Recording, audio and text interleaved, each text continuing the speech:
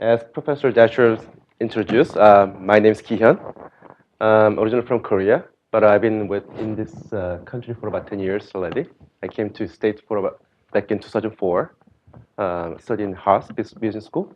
Prior to that, I've been working for BCG and Accenture, and I started on my company back then. I guess it was a MMORPG company. I was a game developer of the company, and after came to States after business school, I worked for Google as a product manager for search and payments and display advertisement and Android.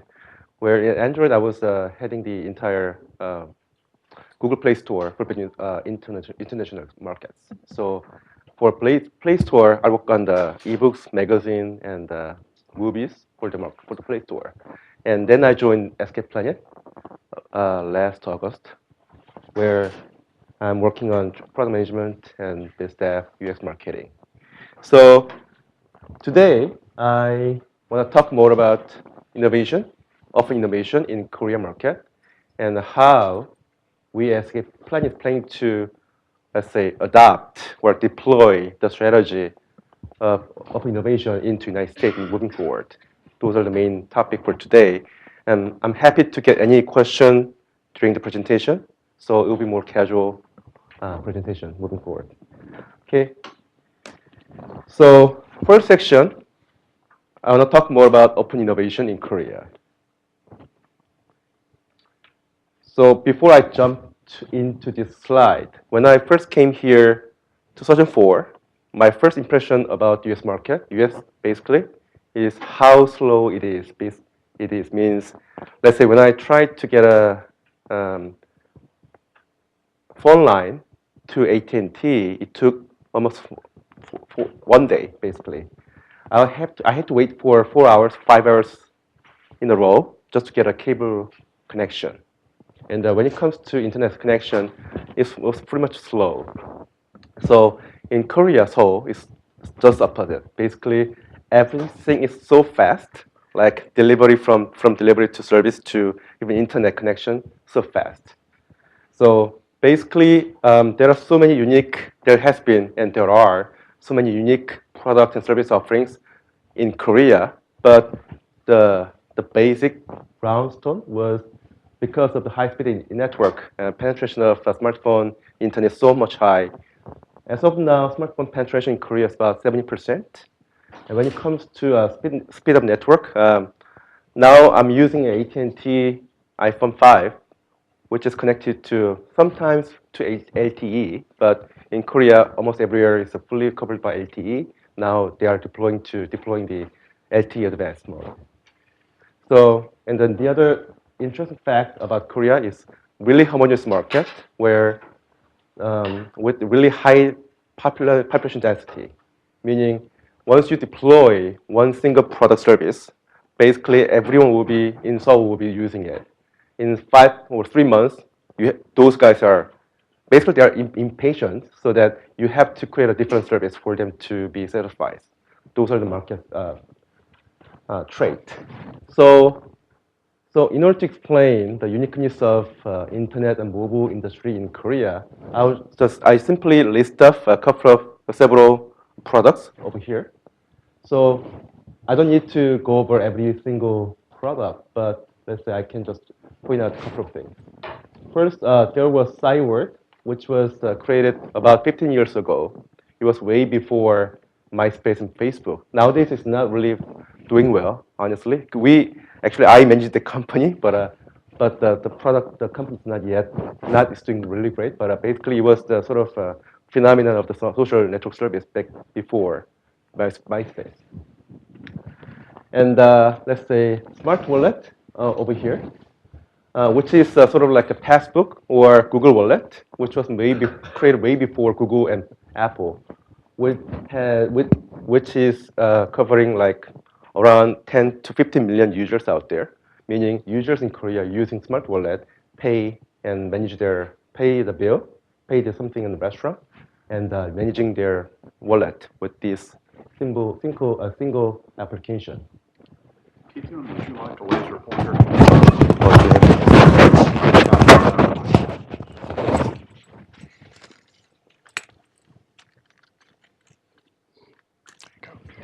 Sure. Okay, much better. So I can explain the Kakao Talk. Basically, it's I know the guy who created this company, whose product.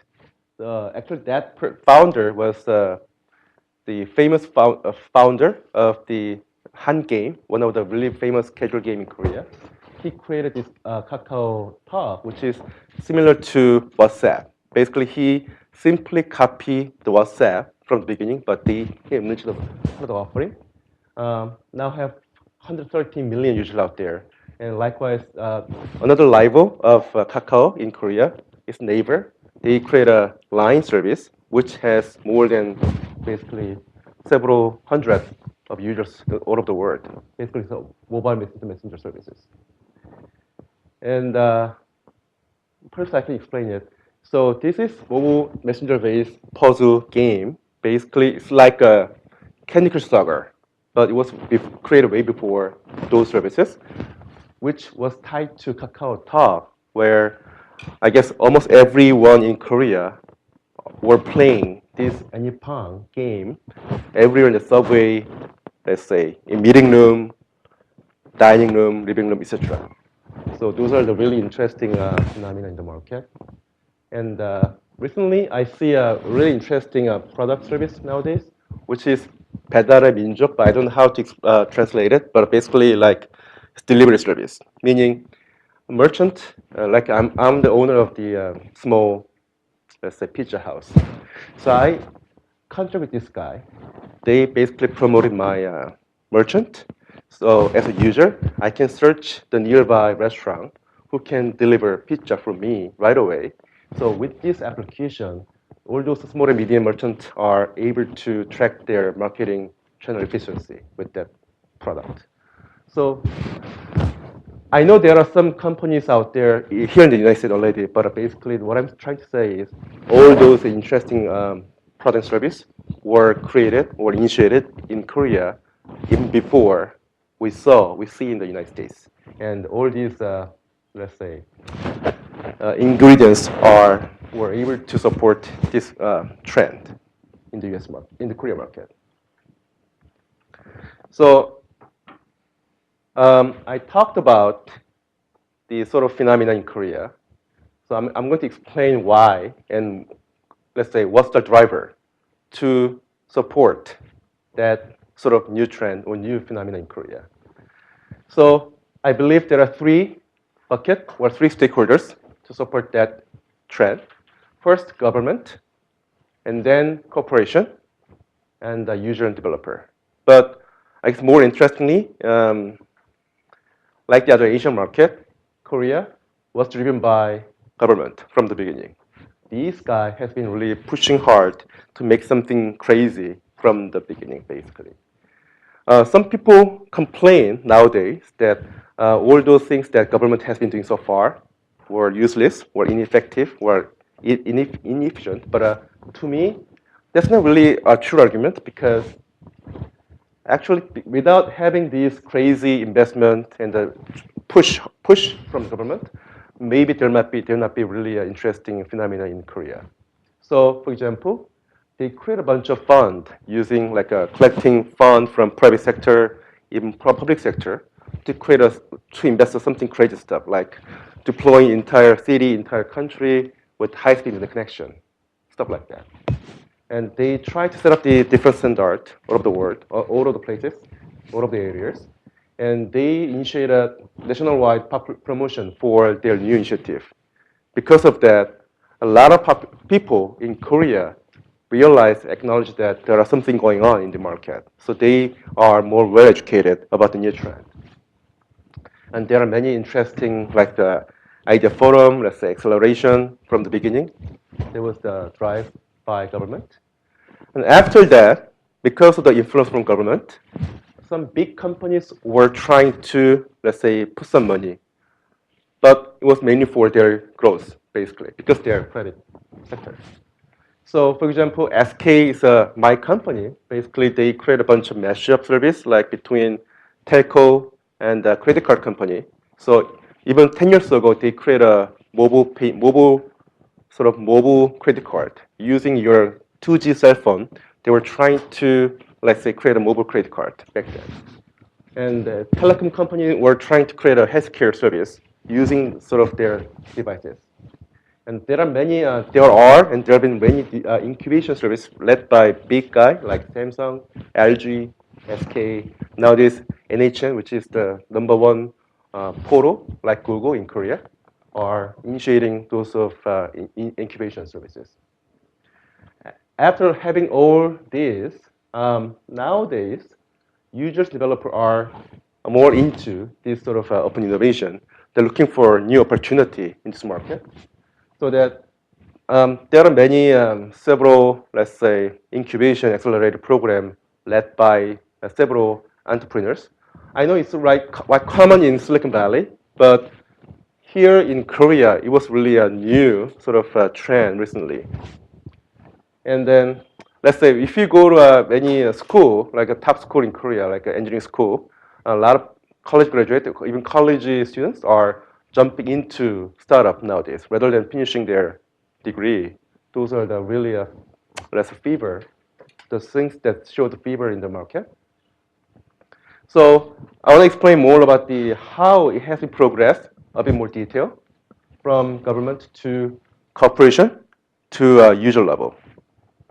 So as I will just repeat that what I talked to in the previous slide. So basically, in the first period was all driven by government.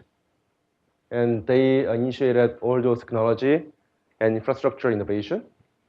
So here are some example I can show.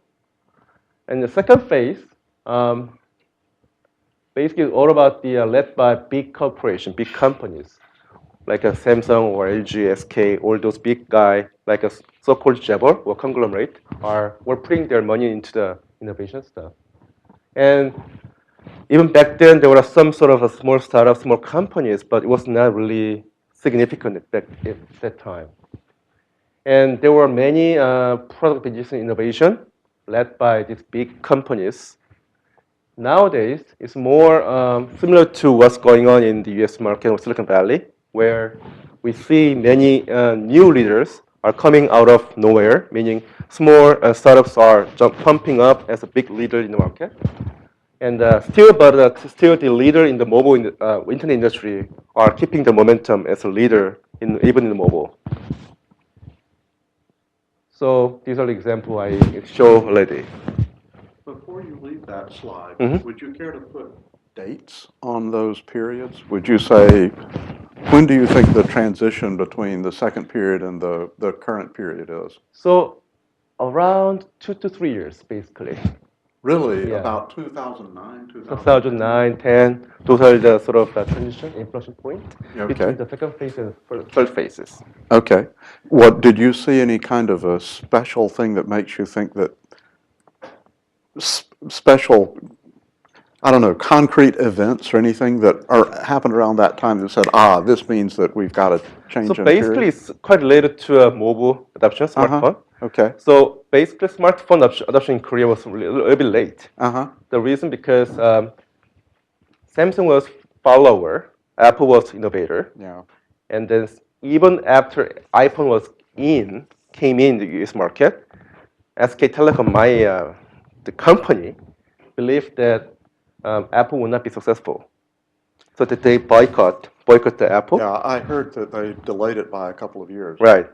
So because of that, it's been delayed for a while. But the second carrier, KT, tried to get the iPhone and import it into Korea. So because of that, there was a bomb in the market. Right after Apple came in the Korea market, SK partnered with Android and Google. They basically support Samsung really big. And then right now, the penetration of Android market in Korea is about 80%, more than 80% basically. Okay. So almost everyone in Korea are using smartphone. So because of that, actually, there's so many startups pumping up. And now, and we saw the tons of new startups around this time frame, Okay. which explain sort of inflection point. Yeah.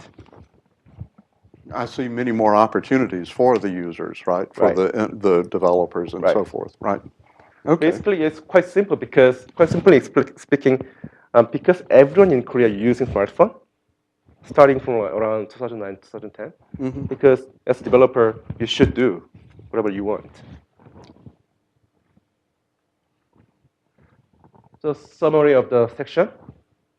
So three pillars, three buckets: government and business and developer. Because of that, we see a bunch of innovative and unique product offerings from the market. And also, I see some sort of monetization opportunity, some initiative going on in Korea. But frankly speaking, between the two buckets, I rather think that this is more advanced than the monetization area. So, like in the States, I tend to I kind of believe that the innovation in monetization in Korea is not really there yet. And since I work for Google for the display advertisement and some Google Play Store, I know a little bit about the whole CPM, CPC comparison among the countries. But basically, other than the United States, all those markets outside US market is quite low in terms of CPM, CPC ratio. So that still this market not really heated enough, and the innovation in Korean market not really compelling yet. So these are the slides for section 1. So I've been talking more about Korean market. Definitely I can answer more about Korean market question later. So moving on, I'll spend some time on the explaining what my companies look like, so that I can explain how this company is trying to achieve the sort of open innovation in Korean market. And later on, I can explain how it's going to be deployed in the global market too.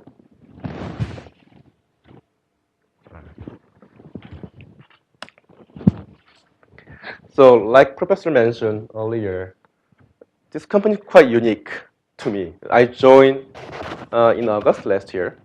Frankly speaking, I did not know this company before I joined this company. So I got a call from SK, some of the SK guy back in April. And I know SK Telecom, but I don't know much about SK Planet, which is a subsidiary of SK Telecom as of now. And then the mission for SK Planet is to cover, handle, and lead all those mobile internet service for SK Group, where we have digital content and integrated commerce and marketing communication. I can explain more about it. So basically, when I say digital content, we have mobile digital marketplace like App Store or Google Play Store, where we cover games, music, video, all those stuff as one portal, or we have a many vertical to support that. For integrated commerce, basically we have online, offline commerce marketplace. So we have sort of like eBay. We have services like eBay. We have offline and online loyalty program that covers 40 million users out there, meaning with the single plastic card or mobile card, you can accumulate royalty almost everywhere. You can burn your royalty. And we have some coupons, passbook, that's wallet, to all those things related to commerce area. And the marketing communication is like an agency, meaning we can create a online, offline promotion and creative with using internal resources. So roughly speaking, all those portfolios generate around 1.5 billion USD revenue. And around 2,000 people are employee for this company. How many employees did you say? Actually, it's about 2,500. And when was SK Planet started? So, yeah, sure. SK Planet got spin-off from SK Telecom back around October 2011. Okay. About 2 years ago. Okay. So basically, the chairman of the SK group and the CEO, who is my boss, they are sort of founder of the company because SK Telecom's been trying to go global, try something crazy on the internet side, but they realized that sort of DNA, cultural DNA, and the way they work as a carrier might not be quite relevant in the mobile industry. So they decided to spin off the major function of major business lines of SK Telecom, a separate unit. And from the beginning, they were trying to go global, but the reality was there are not that many employees who have global experiences. So there have been, but still they're looking for global initiative. Yeah. Okay. Good. Thank you. So I want to explain more about what SK Planet provides, more from, let's say, open innovation perspective. So when I first, as I mentioned earlier, when I first got a call from SK, actually he was my boss. My question to him was, what's the meaning of the SK Planet? Because planet to me is like Earth, whatever. But he said the planet means platform plus network. So from his point of view, from his philosophy, we in the worst case scenario, in the worst extreme scenario, we may not become a destination site. Rather, we can become a sort of enabler. We can help people to connect each other, something like that. So meaning the mission for this company is basically to support openness ecosystem from the beginning. So that's sort of that's more likely a philosophy of this company. So I will explain more about this, all those open innovation or ecosystem support initiative later. The point is, not only we are providing like API, some sort of ecosystem support for developer, like we provided some payment infrastructure, we providing carrier billing support for all those players in the market, but there are more than that. Basically, we are putting real money, real people on all those initiatives without considering the P&L. Basically, we don't really. It's really critical for us to have making profit, but when it comes to this ecosystem support, we really pour tons of money to support ecosystem in Korea. And along with this support, we've been quite successful in this market. So this bucket basically shows that all those top tier products in the market, basically either all these guys are either number one, number two in Korean market. So I just, simply speaking, I just summarize all those traffic that we are generating as summary. So there's a neighbor in Korea, which is like Google. And the KakaoTalk is the phenomenon messenger service. Those two guys are leader in terms of traffic. But when I just combine all the traffic we have, basically we are the number one in terms of traffic. So the point is, this company, even though, frankly speaking, in Korean market, people are not really fully aware of this SK Planet brand. They know, let's say, OK Cashback. They know T-Store. They know T-Map. They know 11th Street. They know Nate or Cyword, but they don't know much about SK Planet. They don't know how to associate with each other. But the point is, this company has been quite successful in terms of deploying the great products in the market. As I promised, I'll explain more about how we support the open ecosystem in the Korean market. So to me, what is quite striking when I first joined this company is T Academy. So when SK Telecom decided to promote Android system, they also started the local third-party mobile marketplace like App Store or Play Store. So actually, because I was leading the Play Store, I know the comparison between the two marketplace. Back then, there were not that many developers. So back then, there are not that many developers who know the code, how to code sort of Android and Java system. So because of that, they create some sort of a pseudo university where they teach and train coding for those developers. Anyone can join in, it's free. And they provide a sort of like office facility. They provide all those facility, like computer, bandwidth, etc. And they provide mentoring from the beginning to the end. And when they create a bunch of games or application, we promote it through T-Store. That was a sort of strategy, just to promote the ecosystem of the market. And we create an open innovation center where now they are leading tons of acceleration program. Because they take care of all those developer and let's say open ecosystem initiative for escape projects. And the funny thing is we have test center where basically we are able to test entire devices in the world. When somebody released some application, basically you need to QA, tune all those devices is better. But in most cases, you cannot because there's so many variation, especially in Android. So we have a facility where, as a developer, if you are, let's say, uploading some sort of application, we provide separate service for you to make a test on every single devices. These are the test center. So like this way, and also another example is we provide a loan, real loan to the developer. If they don't have enough money, we give money with a really low interest rate for them to be surviving for a while, and we give more chance to be successful in the later stage. So, as I said, we are really putting some money. Simply, really believe that making the pie bigger in Korean market will eventually give us better position. So I know the exact number of the money we have spent on this initiative so far is more than basically,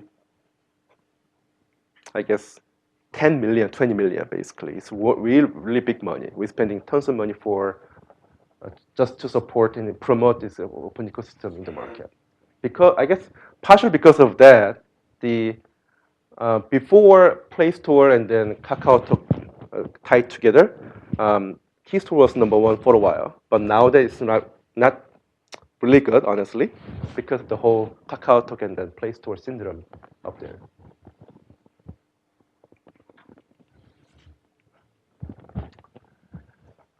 So, like I said, this escape plan has been successful in Korean market, but like all other Korean players, there are always challenges. Basically, the market is not really big enough. So some people say, let's say, if we launch same product in the States, we'll get better valuation, easily go to billion level valuation. But if you launch in something in Korea, even though you are successful and pioneering, there's no chance for you to become like billion valuation. And then the population is small and there's some sort of limitation. It's sort of a model for entire successful entrepreneurs and big companies wanting to go after beyond the Korean market. That is one sort of key takeaway as of now. And then the other conflicting issue that we are facing is whether the Korean market is really test bed for the US market. So here's my some anecdote. I had a chance to talk to present a strategy to Eric Schmitz, the former CEO of Google, where we discussed the Asian entry strategy from a search point of view. So what we're debating was whether the Korea, Japan, Asia, or Korea, Japan, and China are really sort of a test bed for the US market. That what we were debating was back then was, yeah, it could be testing bed just because it's fast enough. But from his point of view, I have never seen such a really unique and innovative product except the Cyword. So I don't believe that Korean market is a sort of test bed. I kind of agree because he's a CEO. And also, I had no really different argument to argue back the CEO's comment. But as of now, as I show in the previous slide, where we use a bunch of new innovative, unique product offering, I tend to believe that this market is quite unique, and there's a way to, let's say, use this market test bed for somebody to get into the US market in the future. So there's sort of mixed feelings.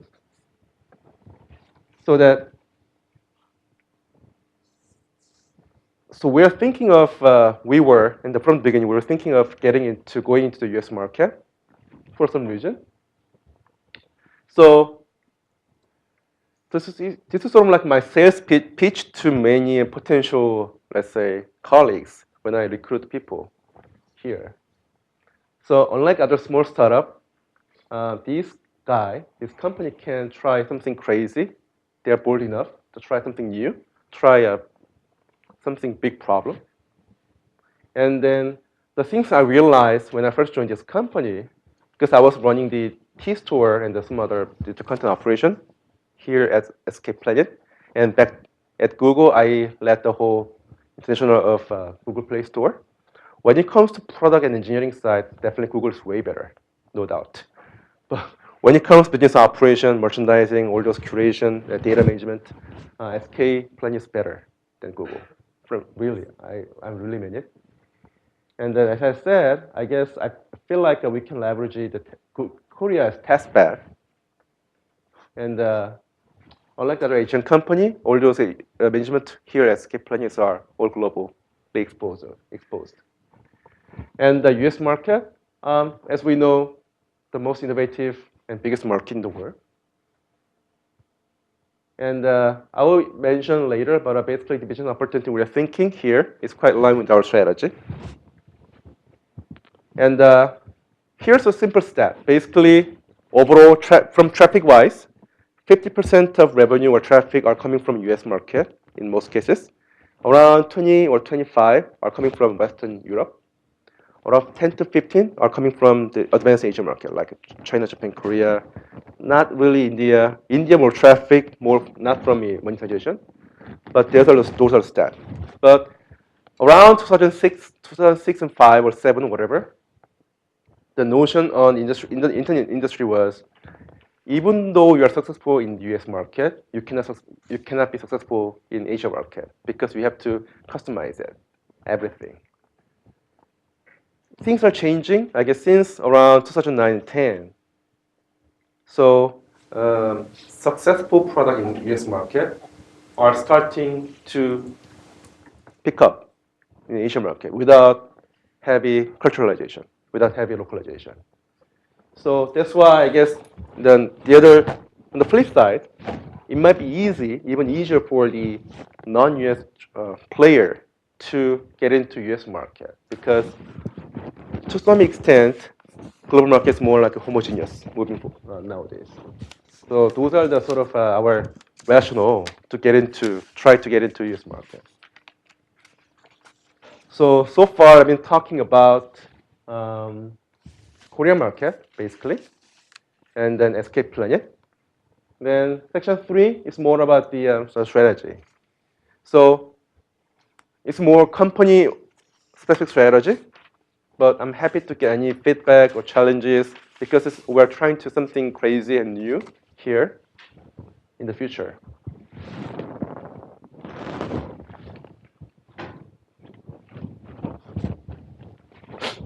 So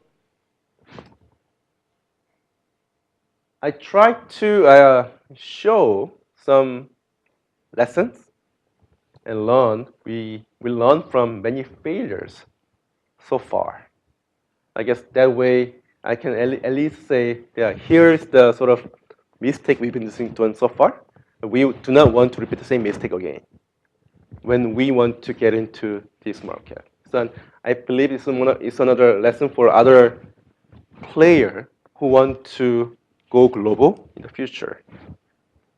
Like the other small carriers, SK Telecom has been really,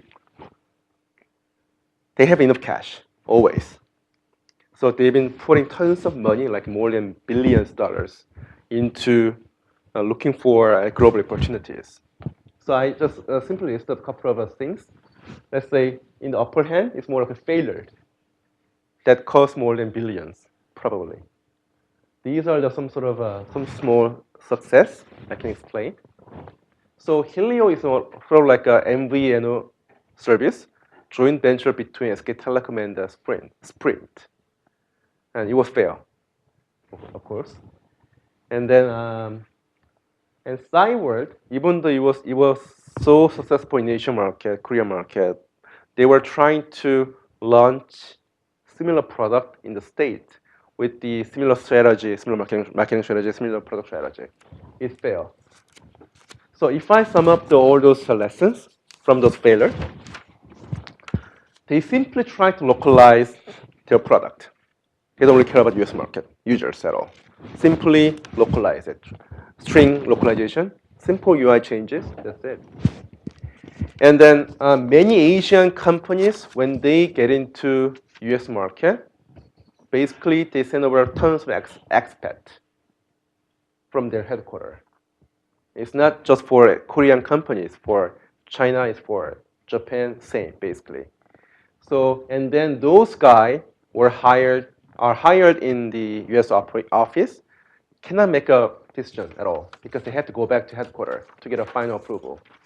And those guys who coming over from, let's say, their own country cannot speak English, and they don't know much about market at all. Those are the sort of common situation among those Asian players in the United States. SK was the same. SK was the same, always. I don't know much. I'm not sure whether you guys know this, but basically, BK was created by Stanford GBS guy. I guess the founders are Stanford GBS class of 2006 or 7. Which one? Wiki. Okay. It's sort of like YouTube with the subtitle by community created. I know these guys, but basically they created from the beginning to targeting the US market. They recently sold this company to Rakuten around 200 million. So we are the largest shareholder of this company. Sort of like a success story. Wider than .com is way before, but basically it's a ring-based service. And then the founder of this company is my CEO. And this company was listed in the NASDAQ and sold to Real Networks. There were a couple of successful scenarios, but basically, whenever I talk to somebody who knows SK, the first impression was SK has been failure all the time because they've been putting tons of money into US market, more than billion. So I will simply summarize these lessons. Then actually these lessons I always deliver this lesson to my team member in the US office. We should have authority on decision here rather than in the headquarters. And we have to work with the people from this market, not from the overseas market. And we have to target US customer from the beginning. And there should be some sort of edge or some resources we can leverage. So whenever I speak to some potential partners candidate here, their first question was, why SK should do this? What's the reason behind for you guys to try? So there should be some sort of rationale to support your strategy. And patience, because I'm not sure whether I mentioned this, but basically Koreans are really impatient. So it's really, really crazy impatience. The reason why Samsung was so successful, because they had to change the model every 6 months. Because kids are changing their smartphone every six months. That's what is going on in Korea. So we should be more patient. So having said that, I will simply explain the strategy of this company. So basically, we're spending most of our resources on the commerce area. When I say commerce, it's not like a eBay or Amazon. It's more likely mobile to online, offline commerce. Probably like a Shopkick or Shopla or Square. Like those are the system where with your mobile device, we want help users to purchase something, either in the big store or small store, without friction. Those are the sort of like vision. And then this quite related to a marketing activity. So basically, we are trying to benefit the merchant as well as the consumer. And we've been trying out the digital content area. Initially, we thought about deploying like Google Play Store. We want to deploy T-Store here in the United States, but I don't think that's not right strategy because without having a operating system, there's no easy way to distribute your content over the smartphone. So for digital content, basically we're targeting some small niche area like game, or education, where we can expect to have quality content, quality traffic, which eventually leads to this commerce area. That's our hope. And we're trying to find some sort of overlapped area between content and commerce area.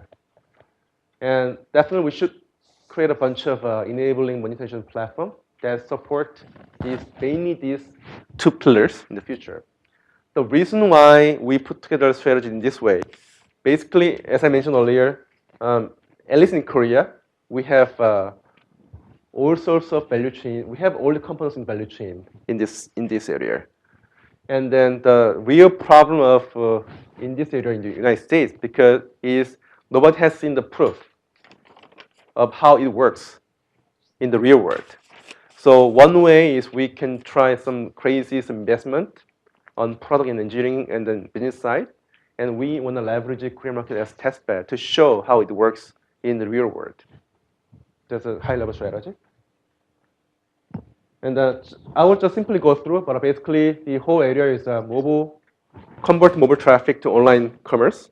So I'm going to launch, we'll be launching one product in early November, where it's like a style fashion curation product, meaning when, let's say, I'm a normal user, I take a picture of Miranda Kerr, celebrity, wearing like a Chanel handbag. I want to buy it. But actually, I don't know whether it's Chanel or Gucci. I just simply take a picture, I upload it, and I can, using some advanced mechanism, tagging system, we as a company provide the same item or similar items on the application so that you can purchase it right away. You can purchase Chanel, but you can purchase some similar item, which is cheaper item. Normally, I guess you prefer cheaper, right? So you can purchase the similar items in somewhere in the merchant side, either online, offline. This is sort of like that's the product we are working on. Mobile to offline, basically, I guess there are many things are going on, like Apple announced that iBeacon, PayPal announced a sort of paper beacon, Bluetooth BLE, NFC. Now we're deploying NFC to entire merchant in Korea. At the same time, we are thinking of deploying BLE sort of things in Korea and the United States as well. And combining all those data we have, we're trying to do something crazy as well here in the United States. So traffic generation, we are we are preparing, launching two products, targeting more GDC, which is Game Developer Center sort of conference in later in the LA, in February or this March timeframe. Basically, there are two products. One is that we're trying to mesh up all those activities popular in mobile, like chatting plus conquest and beating, fighting, MMORPGs. There's one area. The other thing is sort of like a social. We call it as play for me, meaning when you are stuck into level 125 and Candy Crush Saga, I cannot play. I don't know how to crush the level. I can pay. Of course, I can pay some money, but I can ask my friend to play for me. So simply putting the button, it goes to you, who is better than me, and play the game for me. And then there's some social element inside that game. Those are the games we're working on. It will be deployed to as SDK, or it could be deployed as a single product. So those are the areas we're working on nowadays. And definitely we are looking for organic, meaning we want to build product from the scratch. So I've been hiring around 30 people in Soma in San Francisco, mostly coming from Google, Facebook, Airbnb, like Pearson, Engimoku, DNA Grid. Those are guys coming and joining, working in here. At the same time, we're thinking of putting some money to acquire companies. Around 800 million to 1 billion budget. We're thinking of investing some companies out here. That's the plan. So since this topic for this presentation is more about open innovation, I was thinking of how we can come up with the scenario for open innovation for US entry strategy. So definitely this company is trying to build a product leveraging like a business operation know-how, asset, resources in Korea for US market. At the same time, we'll be building products not only from scratch, but also acquiring the companies over here. And I believe there are many opportunities for us to becoming a bridging the gap between Korea and Asia and US market. So one example, I'm heavily participating in this accelerator program led by K startup. So one of my friends we work together at Google, who's leading K startup stuff. He's leading whole accelerator program, and we see tons of big funds, venture capital, really prestigious venture capitals are really interested in the Asian market. So they want to find some great companies from Asia, pick up and move to United States. Likewise, they pick up great products in States, move over to Korea and Asia market. But the connection, the bridging the gap between the two continents is not really easy. So we were trying to provide that sort of service. Service means like funding, like facility, providing some mentoring, business operation, etc. Those are the other initiatives we are thinking of putting some more resources, like as we did for Korean market earlier. But the way we let's say contribute to United States should be much different because back then in Korea it was not like the US at this time. So the simple summary, basically all these are the things we've been basically supporting in Korea market. The point is we are basically with this sort of ground base, we'll be creating something new and unique value proposition when we, let's say, try to contribute to the open innovation ecosystem in the United States moving forward. So recently we opened the office in Soma around May timeframe. As we grow and further and more, we definitely will be putting and spending or investing more resources on this openness, supporting the open ecosystem for this society. That's the plan. So I guess I cover most of the slide, right? And just simple wrap up. I just simply summarize what I've been speaking so far. First, I believe there are uniqueness and innovation in Korea, in the internet mobile industry for sure. And the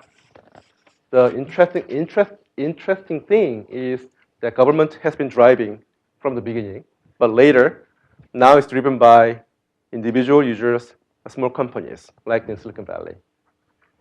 And I strongly believe that SK Planet had a pivotal role in creating sort of momentum from the beginning in Korean market.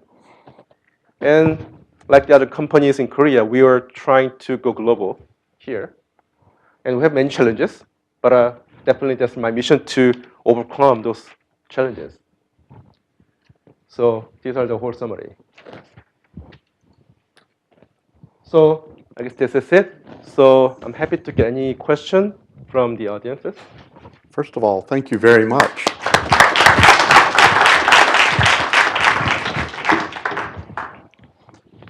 So let me ask one of the first questions. It seems to me that when you're thinking of open innovation, kind of your classic model is the app developer community, right? Especially for mobile apps. Do you think that they really have a chance to grow, or would they essentially be acquired by a larger firm within a few years? How do you see that developing? No more application, right? Yeah. I guess, frankly speaking, to my acknowledgement or knowledge, both in Korea and United States, I guess the main goal for app developers are to be acquired by big companies in reality. Because I've been seeing such a of course there are some phenomenal IPO, right? Yeah. We remember all those IPOs, but in reality, most of the companies are targeting small niche market on top of existing big players Yeah. area, right? For social, except let's say Facebook. All those social guys are trying to target some niche area around social market area, right? Like search, I haven't seen any other players ever since Google. Yeah. And I guess only player, and I guess about 3 or 4 years ago, most of venture capital were trying to pour some money on the vertical category commerce. Mm-hmm. So now it's got bought by Amazon, most of them. Yeah. And I guess the only things were not bought by the big guy were like messaging services. Yeah. But except mostly, yeah, their mission is But to. right now, I think the acquisition market for startup companies in Korea is rather difficult, right? But it has been always difficult. Uh-huh. So unlike Silicon Valley, where a big company like Google, Facebook, they set the budget to acquire some companies. So, like, for example, the reason why Google bought Waze around 1.3 billion valuation, actually it's crazy, but because there's some sort of a standard in the market, Yeah. but in Korea it's not going to happen at all. Meaning the valuation is more Valuation understood, or valuation one thing, Yeah. but even the acquiring some sort of companies in Korea is not really yeah. sort of a standard. It kind of looks to me like SK Planet might be positioning yourself to be a leader in doing more acquisitions So like we that. acquire a couple of companies, Yeah. basically, but well, actually it was not really successful. But that's okay Yeah, because okay. that's the fundamental of the acquiring the company. Yeah. Portfolio Yeah. is important. So SK, I guess probably tried. We've been spending couple of hundred billions Yeah. on acquiring and sort of investing Mm-hmm. into some company. Yeah. But unlike us, others more big players in the market like NH and DAM, sort of portal player, not really acquiring companies in the market. Yeah. That's why small players in Korea are trying to see opportunity outside Korea. It's because there are more M&A opportunities. Yeah. You telescoped my next question, which is about developers in Korea, entrepreneurs in Korea, bringing things to the U.S. to develop in this market. Do you think that's a pattern you see, or? Well, I guess it's not a pattern. It's more likely inevitable Okay. path for those Okay. guys. Of course, there are opportunities inside Korea. Yeah. But here's some cap in terms of valuation, in terms of market size, right? Okay. And still debating internally. Internally means like not just me and my colleagues, more of an internal market. Some guys say you should first show some presence in Korea, then go Then go overseas. Yeah. overseas. Someone said just go. But in reality, all those developer engineers in Korea do not know how to speak English. They don't know much about how to even live here in the Silicon Valley. So there are many sort of gap in between the scenarios. Okay, but SK Planet could be a provider of enabling services for this, Those the are academy and that that's the kind of thing. mission. That's the mission for us. Okay, Yeah. got it. Let's open the floor. Sean. In those product cases in Korea, do you have organic growth, or do you have any case like spinning? How is the startup environment there to engage with SK Planet? So to summarize your question, so in Korea, have we ever bought a company? Spinning maybe not quite, but maybe the startup company, they are working on something, but they need resources. Since you have all the resources there, I you probably bringing them in your umbrella and bring that. So recently we sold a company to a private equity guy. So we used to manage Melon, which is #1 sort of music streaming service like iTunes in Korea. We sold it to a Hong Kong-based private equity company because I believe that the company is really great, but they're hitting the market cap, so that we're looking for, not looking for anymore on the industry anymore. And the other example was Vicky. I explained it later, earlier. We originally thought about that getting into the video market is quite critical. That's why we get the significant share of the company. But later on, we realized that may not the right decision. So we sold the equity to other guys. Recently, I set up the company inside US organization where they are working on some social messaging service, which is Frankly. So we're still exploring some idea of spinning off, setting up the company style of company inside SK Planet. Okay, good. Thanks for an interesting talk. The example you gave about taking a picture of a person with a purse and then recognizing what it is, are you using OCR? And then who are the merchants? How is that working? So OCR in most cases not really providing the high quality. So even for the text-based OCR, basically if there's certain irregular pattern, you cannot recognize it. So there should be always some human labor involvement. So I don't really believe it. I used to work on translation at Google, but no, never works. So for this type of service, we're not using OCR. Whether we ask them users to tag the items, but the way we can differentiate it is to enhance the database structure. So for a single item, we provide 9 depths of database, 9 depths category, but we don't have to show surface it to user. But by selecting one single tag, basically we narrow down all those possibilities. So if you select female, then jacket, leather, then you see only a couple of choices left, because we supported behind the scene the more sophisticated database. And by let's say accumulating more data, we're, let's say, training the algorithm not to create a stupid selection recommendation. The retailers you're working with, they're giving you access to their databases to do those dips? Yeah. So as of now, since we are not providing the money transaction, we are basically acquiring content by pouring some money.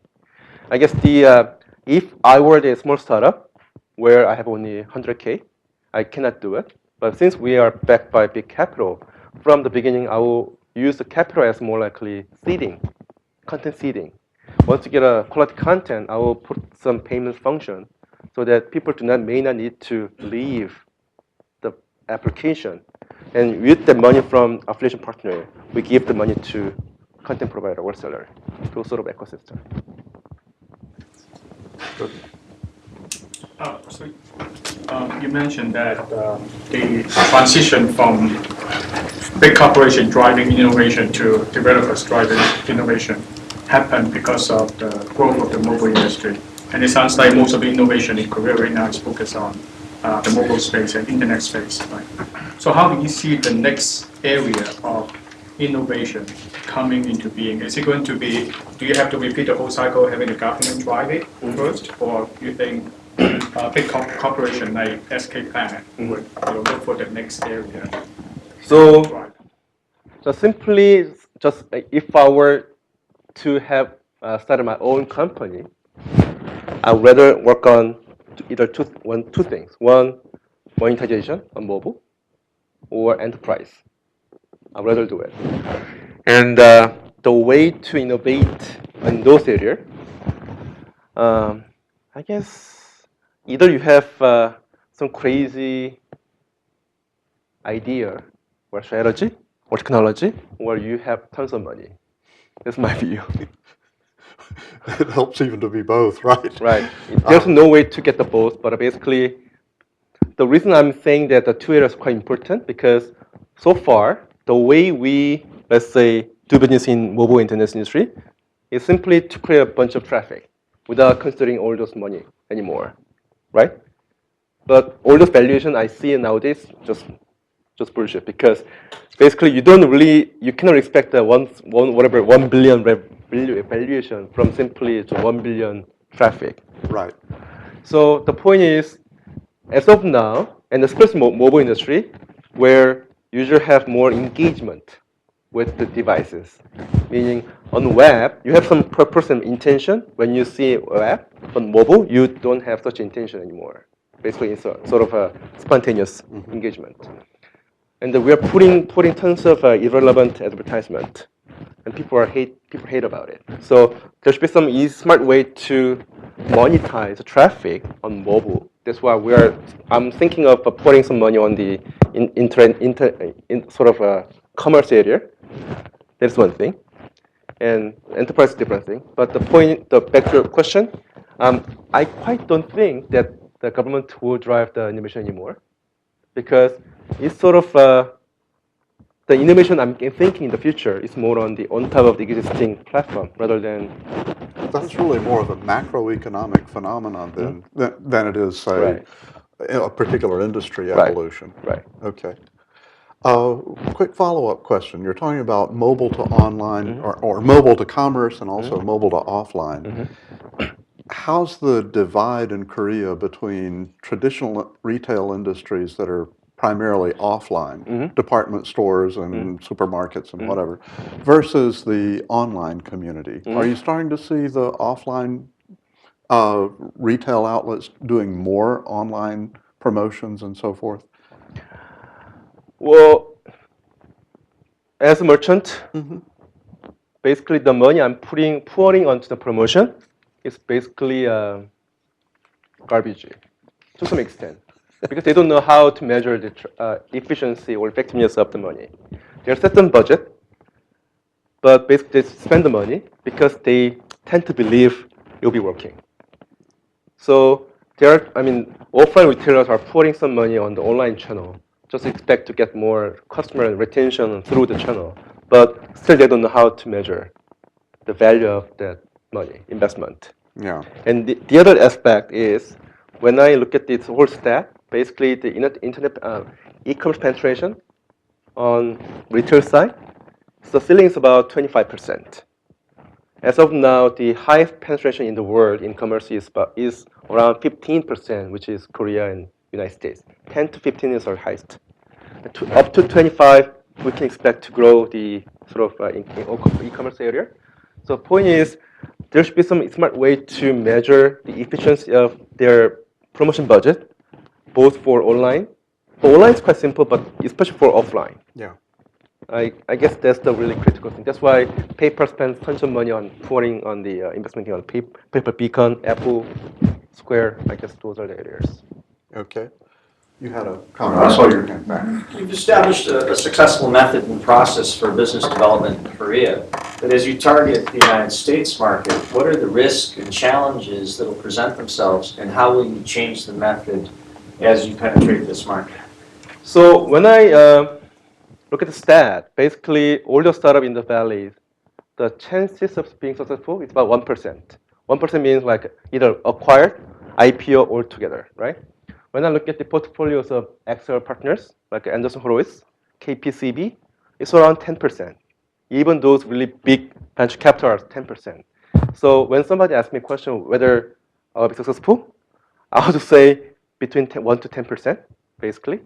So the only thing I can do better is to leverage some sort of operation resources we have in Korea. And then more importantly, the know-how on the commerce side, which cannot be really copied from the technology guy. So now, your answer, though, sounds like your primary measure for growth is going to be your venture capital investment here. No. Okay. No. Okay. So we're not financial investor. Okay. Meaning, with some budget, we're trying to put the money for more strategic purpose. Okay. Even though we are acquiring company, it should be aligned with my strategy. So back to your question, basically, I guess technology, product, UX, we should get those things from here. But when it comes to commerce sort of know-how, I guess I may be able to leverage the know-how we have been accumulating so far in the market. And also, since it takes tons of money to deploy those strategies here in the States, we may need to test it out in Korea first to see if it's working. It could be really a reference point for all those participants in the States even, right? Thank you. I saw several hands. Bevan, you go first. Where the funding of SK come from? Okay. It's I have never seen the money, honestly. But somebody in the finance said we have around 800 million. And then definitely I'm looking for external investor like private equity who can give us the equity financing or debt financing. And we are generating some amount of free cash flow every year. So with that, I guess there's some money. But the point is, it's not really money, it's more of opportunity. Meaning, I still don't know where I should spend that much money. That is more question. I should probably point out that this SK group is a business group that you find groups of companies like this in Korea and in Japan, and so Telecom was the sort of the central company in the group. About how many companies are there in the SK group now, would you say? I don't know. Yeah, the only thing I know is SK group is about the revenue is about 150 billion all total, including like oil, gas, semiconductor, carriers, etc. So, but that's not the money I can spend. I can spend only certain portion of the money. So I mentioned that because a new company like SK Planet will essentially be created to service a new business, and it will be very interesting to see what the group's expectations for SK Planet are. Right? Yeah, I see. Well, it's still early, right? It's early. Created in 2011, so. Right. Yeah. So, yeah, do you want me to answer the question? Go ahead, please. Well, there's some special jargon in this company. They are using as is and to be. When they say to be, it's more likely future business model. When somebody say to be here at SK, it means you have 3-year plan. For SK Planet only, we have 5-year plan. When I say to be plan for SK Planet, it's more 5-year plan. Meaning for 5 years, I may not be touched by the big guys up in the air, but who knows? But the point is, they believe that the going after, looking for opportunity outside Korea, quite critical to SK in general. And they, as I showed earlier, they've been failing many times. They know the lessons. At least they can, from their mind, they know what is right or is not right. But in reality, it's not always true. But that's what I can say. Money talks. So therefore, whoever paid more money in your group will have the power to make a decision. I see. So your communications from U.S. to Korea is already very difficult. Then come to the big one to make really decision. You'll take a long time. That's the question. Basically, all those money, board of director level, there are only 4 guys. Me, my CEO, and 2 other guys. And all those decisions on the US side, I make. Because I'm the whole chief product officer of the entire company, so the decision I make here is the final decision. So we know the situation because like the other small companies from other and getting to United States, where they feel the same difficulty. So we try to minimize all the hassle, communicating between here and there. And the money-wise, basically, it's not really from the big guy. We are getting money from the, let's say, outside SK. Okay, go ahead. Oh, thank you for your interesting presentation. My question is about product innovation resource in open innovation. Focus on user resource.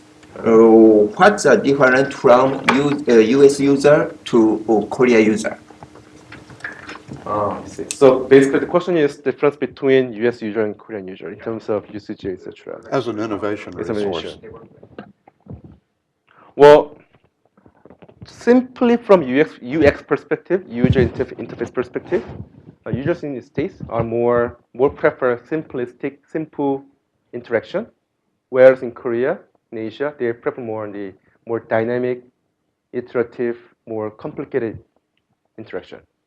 So I hired two designer for one product. We tested out, but basically the design the US guy created was much simpler, and the other one's much more complicated.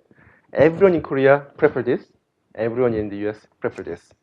So there's some differentiation. It's not really visual. It's not really icon, emoticon. It's more about the structure. Even structure, US guys prefer more simple design.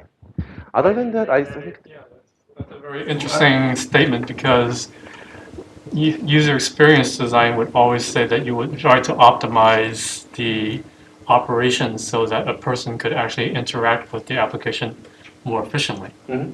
Well, but the simple principle is same always. Like if you add one more page on your application, per one page you lose 30% of users. It's simple.